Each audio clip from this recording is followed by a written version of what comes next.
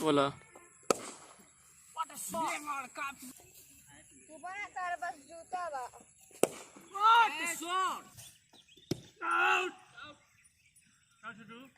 इतना जल्दी बंद करते हम तंदे रुक के जब भेजन गेंदा के तब बंद करते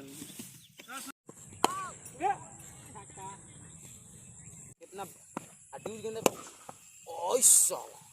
जो ले बॉक्सर जीतेला आउट कलम लगा तो ए सही डिसीजन दे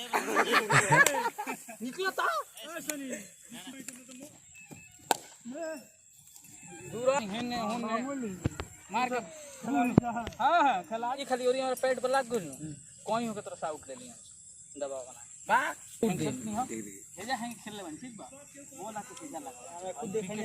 हम यस मिले नहीं उनके विकेट के बाहर गेंद लखनिया आउट रहला पैर में खुद बाहर रहला आउट रहला